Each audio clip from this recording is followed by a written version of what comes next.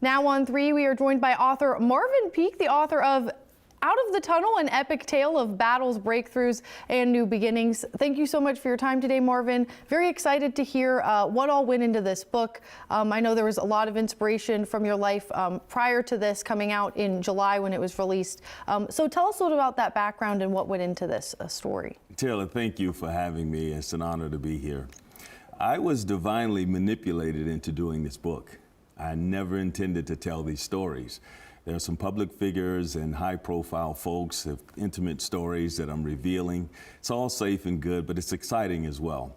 There was an author, Laura Day, a best-selling author, who came to me at one of my speaking engagements, and she said, "Hey, you need to tell your story." She said, "The world is suffering, and the world is going to continue to suffer until you tell your story. You didn't live your life just for you to keep it to yourself. And if you don't tell the story, I'm going to consider you very selfish." And I'd never been called selfish before. So it's sort of a motivating factor to get me out to start writing this book and share my story and share some insights to how you can overcome difficulty, stress, setback, poverty, hardship, and get to the other side to a world and a life that you can create of your own. All right, and you mentioned some of those issues I feel like many people face: poverty, stress, anxiety, all those sorts of things. So in what ways do you feel this story maybe can help people learn from you, the lessons you took, in ways that you coped and dealt with those kinds of issues that lots of people are facing out there? Well, the first thing is to eliminate all excuses.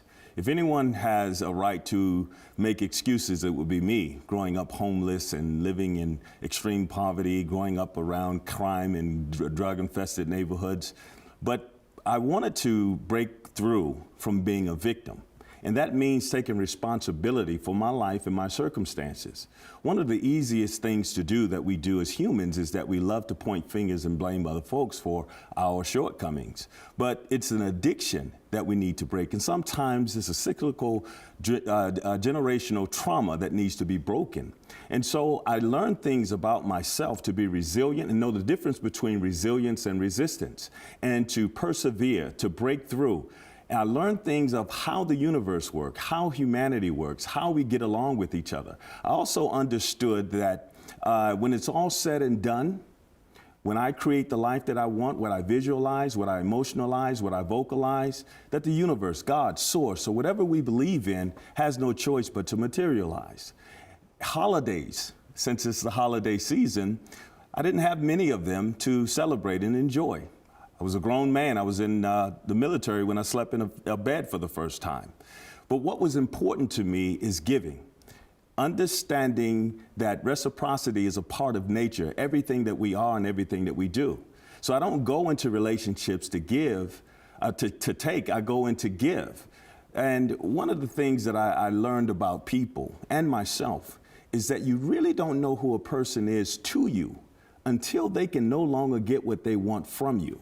Mm-hmm. So more than anything, more than giving gifts and presents, the NTS, it's more important to give presents, NCE, at the end, so that people can know that I'm here for you, that I love you, that I honor you, that I'm here, and that my presence is more important than any material thing that I could ever give you.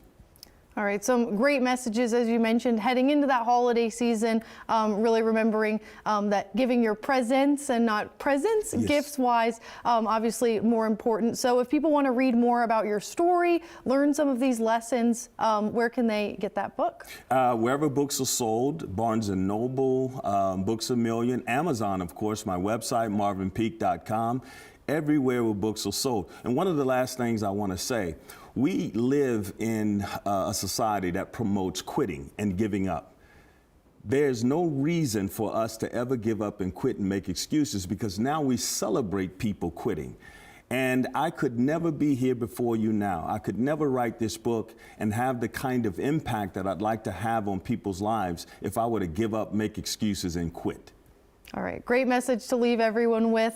And thank you so much for your time today, Marvin. Thank you for having me. I really appreciate it.